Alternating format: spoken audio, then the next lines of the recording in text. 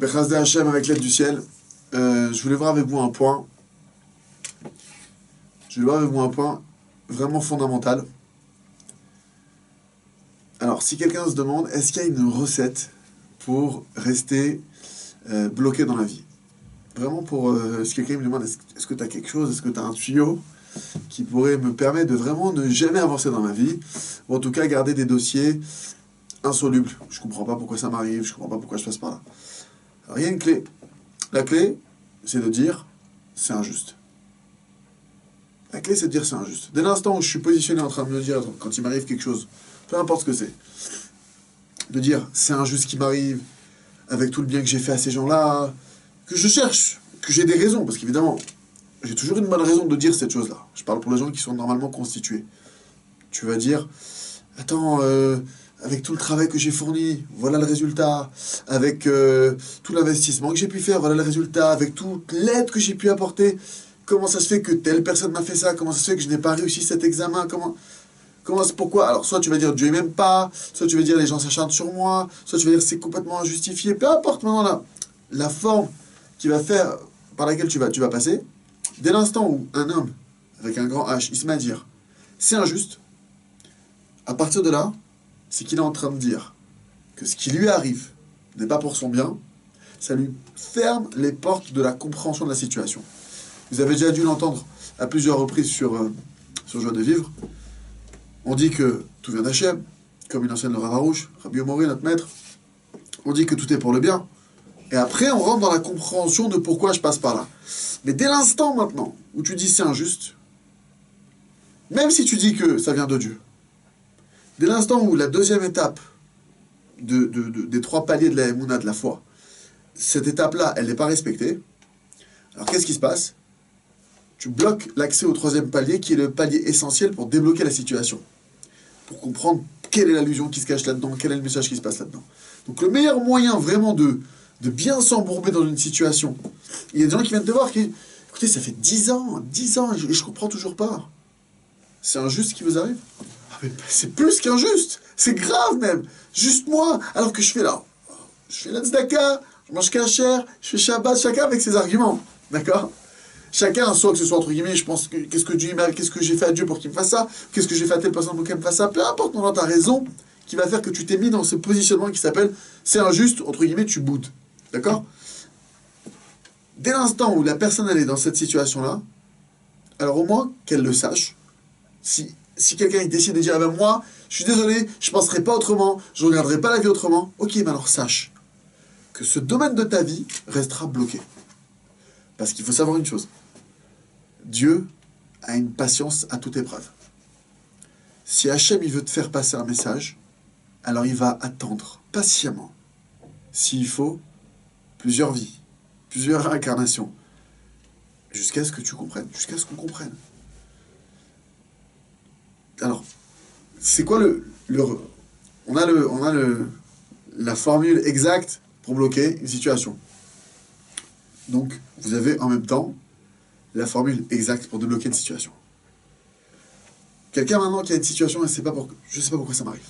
Il se passe quelque chose. Premier réflexe à avoir, qui sauve la vie et qui adoucit les rigueurs qui peuvent peser sur la personne de manière instantanée.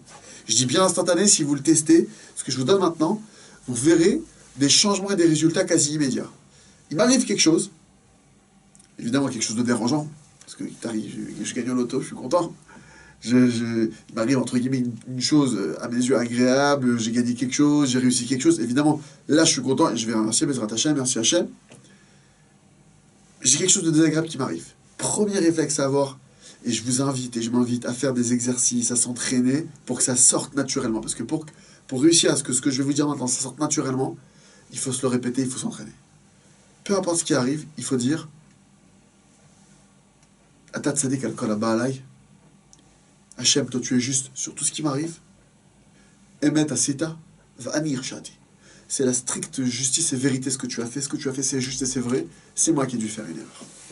Si cette chose-là elle m'arrive de cette manière, en étant dérangeante, etc., c'est uniquement parce que moi j'ai fait une erreur. Mais toi Hachem, tout ce que tu fais c'est bon, c'est parfait, c'est juste. Et ça me revient. Ça me revient. c'est la stricte justice, c'est normal que je passe par là, c'est justifié que je passe par là, c'est mérité, même si je ne le comprends pas avec mon intellect, avec ma façon de voir les choses. Le fait de se mettre dans cette position-là, de manière instantanée, ça adoucit les rigueurs sur une personne. Et comment ça se manifeste? Déjà, première chose, la situation elle peut se régler quasiment immédiatement. Le Rav Arush a ramené comme ça une histoire. Un jour, à la sortie de Shabbat, donc il avait révisé avec un de ses fils des passages du Talmud qu'il devait connaître son enfant pour le lendemain, pour l'école. Il y avait des contrôles. Et donc, avec un de ses fils avec qui il avait étudié, lui, il disait, moi je suis le père, c'est mon devoir à moi d'enseigner à mon fils. Et arrive la sortie de Shabbat, où là, il y a une tonne de choses qui lui tombent dessus, en tant que directeur de l'institution, en tant que... pour toutes les fonctions qu'il occupe dans tout Israël, etc. Il a énormément de choses à accomplir, et là, il s'aperçoit que son fils, qu'il a préparé pour le lendemain au contrôle, il l'interroge rapidement pour savoir s'il a bien attrapé le contenu, il s'aperçoit que son fils n'a rien capté. Et donc, ça veut dire que maintenant, il va falloir plusieurs heures pour lui apprendre le contenu nécessaire. Et il a au même moment une tonne de choses qui l'attendent, des rendez-vous importants, etc., etc. Le Rav dit à ce moment-là, j'ai commencé à faire tchouva. J'ai dit à Hachem, si tu décides que je passe par là, c'est justifié, ça me revient. Tout ce que tu fais, c'est juste. Merci que je passe par là. D'avoir une raison. Moi, je veux faire tchouva, maître du monde. Moi, je veux me rapprocher de toi, maître du monde. Si j'ai une erreur, j'accepte. J'accepte. Non pas j'accuse, j'accepte. Le Rav, il a dit ça, il dit instantanément. J'ai fait ça 2-3 minutes, le Rav, il a dit. C'était très rapide. Il y a un autre de ses fils, déjà marié, qui était présent, qui n'est pas obligé de s'occuper de son petit frère. Ça ne peut pas de s'occuper du petit frère. Il dit, le Rav, il dit, moi, je ne peux pas imposer à un de mes fils aînés, marié, qui a une vie, de devoir passer plusieurs heures avec son petit frère. Il a proposé de lui-même à son petit frère, je vais t'apprendre. Et combien de temps il a passé avec lui? Et quelle patience il a avec lui? J'ai rarement vu ça entre mes enfants, qu'un autre il prenne autant de temps. Et bien sûr qu'il doit... En tout cas, de savoir que voilà, dès l'instant où tu prends la chose, je prends mes responsabilités, maître du monde. Si ça m'arrive, toi, tu n'es pas un tyran. J'ai dû faire une erreur. Tout ce que tu fais, c'est juste. Tout ce qui m'arrive, c'est juste. Même si je n'arrive pas à le concevoir, même si je n'ai pas tous les tenants et les aboutissants, peut-être c'est d'une vie antérieure, j'en sais rien, peut-être que c'est d'une chose qui m'a échappé. Tout simplement. Parce que même, il faut savoir, même si c'est quelque chose qui est une vie antérieure, c'est que le problème, il est encore en moi. Je vous garantis. Je peux vous garantir une chose. Quand on commence à faire ce travail de dire, c'est juste, mon Dieu, moi je veux faire tchouva, très souvent, dans la majorité des cas, vous trouvez l'erreur. Parce que oui, on n'est pas des personnes, on n'est pas des anges. Et je peux vous dire que quand on trouve l'erreur, et que même on peut faire tchouva, on peut se repentir, on peut modifier ses actions, ça donne une très grande joie. Alors je nous souhaite à tous et à toutes de débloquer tous les passages de nos vies qui sont, pour nous, qui n'arrivent pas à avancer, ou tous les dossiers de nos vies, en utilisant cette clé qui est miraculeuse. Chazak Benit Chazak.